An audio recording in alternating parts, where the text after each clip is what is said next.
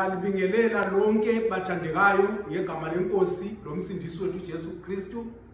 Siyaqhubekela phambili ke inkonzo zethu zokwakha ukuthula. Sinanzelele ke ukuthi uHofni noPhinias abantu abakaEli bebeludubo ebandleni, beludubo ebantwini akade kufanele babakhokhele babenzele kahle, kodwa bona bebaviolate besezi corruption. Ngiyafisa ukuthi sinanzelele ukuthi laba bafana babesuke emulini emzini wakoEli. Ngaleyo ndlela abantu abasihluphayo either kwezombangazwe kuma community ebandleni ezigabeni ngabantu abasuka ezimulini, ukuthi kwesinye isikhathi uthi ulande ukuthi udinga indawo yomsebenzi ubhadaliswe, ungangeni ngama qualifications kodwa ungene ngoba udizile. Uthi udinga indawo yesikolo kumbe college ungangeni ngama results kodwa ungene ngokubhadela imali ethile. Ngiyakhuthaza abakhokheli loba kusiphi isigaba okhokhela kiso ukuthi abantu obakhokhelayo ngabantu ababolekiweyo nguNkulunkulu, baphathe kuhle ngokuhlonipha uNkulunkulu. Siyaqhubekela ke phambili namhlanje sifisa ukukhangela ukuthi singanqabela njani ukuhlukuluzana emakhaya, overcoming domestic violence. Kuyananzeleka ukuthi esikhathini esiphila kiso kule fighting, le wrestling, le kicking phakathi kwabomalukazana nabomamazana. Uthola omalukazana ababili besuke emzini yangakibo bezokulwa emzini wabantu. Uthola kulimazana abantu abathetheneyo, abantwana bengahlonipha abazali babo, abazali behlukuluza abantwana.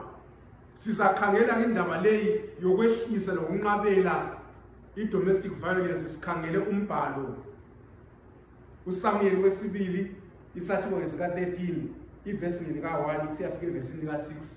Kulotshwe ngale indlela uAbsalomu indodana kaDavida wayelodadewabo omuhle okuthiwa nguThamari. uAmnoni enye indodana kaDavida wamthanda. Amnoni wahlupheka kakhulu waze wagula ngenxa kadadewabo uThamari, ngoba wayeyintombi egcweleyo. Kwabonakala kuAmnoni kuzima ukwenza ulutho kuye. Amnoni wayelomngane wakhe othiwa nguJonadabi indodana kaShimeyi umfowabo kaDavida. uJonadabi wayengumuntu olobuqili kakhulu. Wathi kuye, mntanenkosi, uhlotshiswa kuyini kangaka insuku ngensuku ungangitsheli na? Amnoni wathi kuye, ngiyamthanda uThamari udadewabo Absalomu umfowethu. uJonadabi wasithi kuye, lala embhedeni wakho uzitshaye ogulayo, ukuthi lapho nxa uyihlo efika ukubona ukuthi kuye, akeze uThamari udadewethu anginike ukudla akulungise phambi kwami ukuba ngikudle.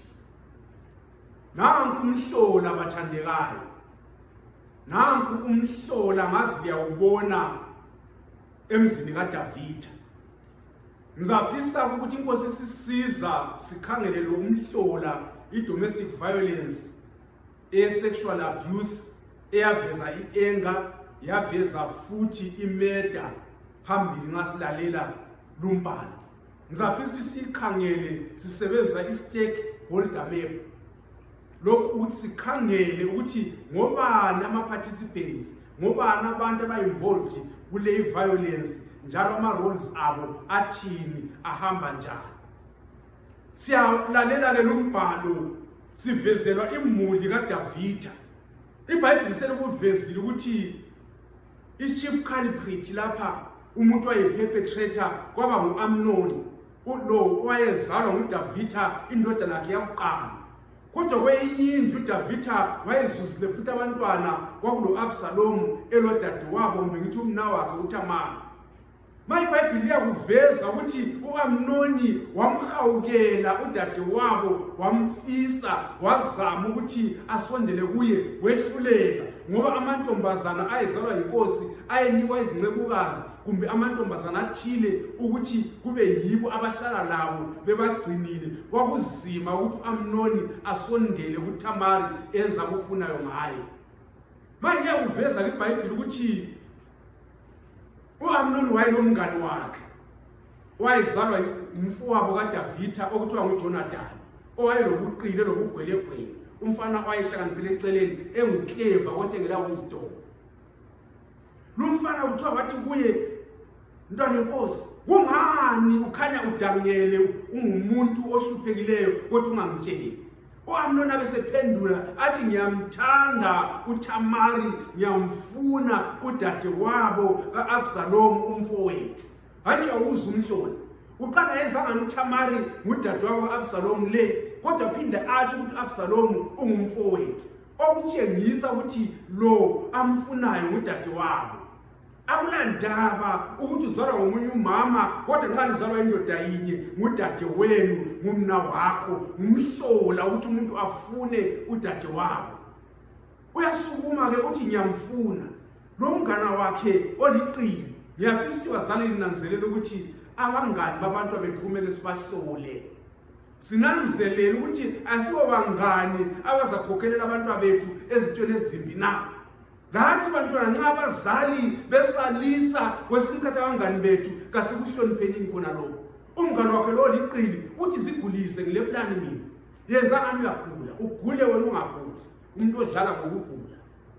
Kuthiwa Amnoni wakuzwa kuyinto enhle kuye lokhu wazigulisa. uDavida besetshela ukuthi Amnoni uyagula. Amnoni athi mina ngicela ukuthi dadewethu azonginika ukudla. uDavida angazihluphi ngokuhlolisisa lindaba. Aphakama uDavida athumela uThamari ku-Amnoni. uThamari afika amlungisela ukudla. Kuthiwa u-Amnoni asexotsha zonke izisebenzi asale la uThamari abesembamba aye la emacansini. Kodwa ibale eliqondileyo asithina wamrepa, ngoba kwesinye isikhathi ukungabizi isono ngebizo laso sisinika amabizo amahle. Yikho kwenza abantu bangalungisi izindaba ezonakeleyo. Abantu bahlakulele i-conflict, bahlakulele i-violence, bayenza ibehle. Wasemrepa. Nxa esembambile wamrepa, liyatshiliswi ukuthi wamzonda okwedlula indlela ayemthande ngayo ngaphambilini. Okutshengisa ukuthi vele kwakungelathando, kwakuyimizwa, wayefuqa engqondweni yakhe imizwa lemzimbeni wakhe ukuthi asuthise imizwa yakhe kuphela. Kuthiwa nxa esembambile wasemzonda ukwedlula indlela ade emthanda ngayo. uThamari abesemxotsha, amxotshe endlini yakhe. Nxa esemxotshile, kuthiwa uThamari ale ukusuka. Kuthiwa besebiza izisebenzi, abiza izinceku ukuthi zizokhipha uThamari ukuze yena azivalele akhiye umnyango. Ngiyafisa ukuthi sinanzelele khona lapho ukuthi kulabantu abaye besegcekeni nxa kule violence ethile, abayibo abakhanyayo, abavisible. Kodwa kulabanye abantu esingathi ngama-invisible participants. Abanye bebe ngama-accomplice, abantu abahlakulela bancedise i-violence. Izisebenzi lezi ziyayeza ziyambamba uThamari, ziyamkhuphela phandle. Manje iBhayibhili lihle ukuthi liyaveza ukuthi uThamari kazange ayekele ukuthi aveze ububi lo wabasebenzakele empilweni yakhe. Singalalela ivesi lika-15 lithi lona, ivesi lika-19 lithi lona, uThamari wasezithela ngomlotha ekhanda, wadabula isigqoko sakhe esilemkhono emide, wathwala imkhono ekhanda, waphuma ekhala kakhulu. Nansi indlela uThamari aveza ngayo ukuthi umkhono ungahambanga kuhle empilweni yakhe. Kuthiwa nxa umnewabo esembambile, uThamari uyadabula isigqoko sakhe, azigcobe ngomlotha, afake imkhono ekhanda, aphume ekhala kakhulu. uThamari uya-exposa ububi osobenzakele empilweni yakhe. Uyaku-exposa ngokukhala, ahlaka umkhosi, azipende, adabule isigqoko sakhe, athwale imkhono ekhanda. Ngaleyo ndlela kuhle, kulungile ukuthi nxa kwenzakele ububi empilweni yami ngikhale, ngiku-expose ububi, ngitshengisa abantu ukuthi ngihlatshiwe, ngilimele. Nxa singaqhubekela phambili, ilizwi liyakutsho ukuthi uThamari nxa ekhala evesini lika-20, Absalomu umnewabo wathi, umnewenu Amnoni kade lawe na, thula dadewethu, yena umnewenu ungazidubi ngalokho. Nxa uAmnoni embambile udadewabo ephuma ekhala, abesesukuma aye kuDavida ayi ku-Absalomu uyamhlangabeza sengani vele uyakwazi ukuthi uAmnoni ugangile ngumuntu akade vele ehlezi engasiphathi kuhle kwabanye abantwana kodwa engenziwa lutho. Uthi kathi lo mne wenu Amnoni na, thula dadewethu ungazidubi, amngenise endlini. Ngiyafisa ukuthi sinanzelele amazwi akhulunywa nguAbsalomu. Uthi thula. Isikhathi esiningi siyabathulisa abantu abanezilonda abalimeleyo ngoba kuthiwa uThamari wangena endlini waba legrief, waqhubeka ekhala elimele ngaphakathi. Uthi uAbsalomu thula. Kukangaki sithulisa abantwana, sithulisa abantu abalimeleyo, sithi ukuthula kusaziwa. Uthi ngoba kathi ungumne wenu Amnoni. Siyatsho sithi thina lo muntu uyathandeka, uyahlonipheka. Mhlawumbe umntwana ebanjwe umkhwenyana abambe umnakho enkosikazi yakhe, abambe usibare wakhe. Sizwakala thina sesithi ukuthi kambe osebele bazasithini singabophisa umkhwenyana. Kambe abantu bazasithini abantwana sebesele bengela umuntu obakhangeleyo umkhwenyana esejeni. Sisale ukuthi babomdala ngumalume kumbe umfundisi lo umdibone bambe ilunga lebandla sithi kuyayangisa yinto engafanelanga ivele ikhishelwe phandle. Sithi thina kumele siqhubeke sihlalisane ngokuthula kodwa umntwana elimele, umntwana elinyazwe ifuture yakhe. Tamari uya expose ububi, Absalomu uthi thula. Xa singaqhubekela phambili lithi lizwi iverse 21, inkosi uDavida isizwile zonke lezi zinto yathukuthela kakhulu kodwa yayingathandi ukumhlupha uAmnoni ngoba wayelizibulo imthanda. Nansi indlela esenza ngayo nxa kungavela iviolence, kuvela idomestic violence. uDavida kuthiwe esezwile lezi zinto wavuka ngolaka kuphela wazonda kodwa wangenzi lutho. uDavida uba passive njengamanye amadoda ukuthi nxa kufanele into ilungiswe sizithanganise lenhloni sengana sazidutho sengana sizwanga. Okwenza enze njalo uDavida, ngiyacabanga ukuthi uDavida uke wenza ukubi, wenza isika, wathatha uBethsheba umkaUriya walala naye wazithwala. Wahamba wabiza uUriya empini wazama ukuthi amfuqele ukuthi kubonakala ukuthi isisu ukuthi ngesika Uriya. Uriya wala. uDavida wenze licebo lokuthi amdalise uUriya. uUriya wanuka emzini wakhe. uDavida wamthumela empini wambulalisa. Uyabona ukuthi nxa ungalungisi kuveza ukuthi uzama ukukhava isono ngokwenza esinye isono, uzama ukukhava ububi ngokwenza obunye ububi. Khona siyathola ukuthi uDavida eseyekela ukuthi amkhuze umntana wakhe lo ogangileyo. Siyathola uAbsalomu ebukele ethi mhlawumbe kuzayenza ulutho. Uverse 23 uthi ngemva kweminyaka emibili epheleleyo uAbsalomu egunda izimvu zakhe eBihazori eliseduze leEfrayimi wamema wonke amadodana enkosi. Absalom after 2 years, iminyaka emibili egcweleyo, uyakhangela ukuthi ngani ubaba kulolutho azalwenza.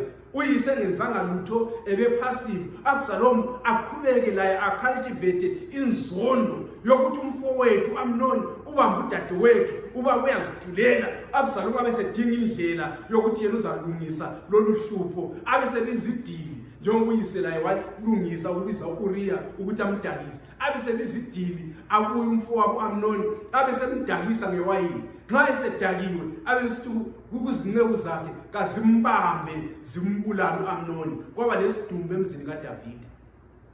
Kuba lesidumbu nje emzini kaDavida ngoba ngesikhathi esifaneleyo uDavida kazangalungise ububi kumbe idomestic violence eyabakhona emzini wakhe.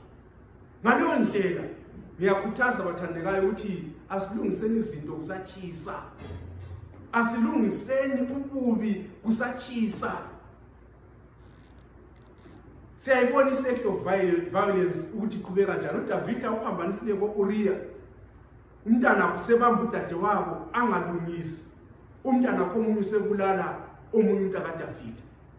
Nxa singagoqa lindaba, sithina okokuqala nxa kulezinhlupho lokulinyazwa kwabantu asibone siyancedisa ngokuthi thina sidinge bonke abantu aba-involved kulolu hlupho, aba-visible naba-invisible, ama-accomplice, bonke abantu abancedisa lolu hlupho abadingwe bancedise ukuthi ungaqedwa njani lindaba.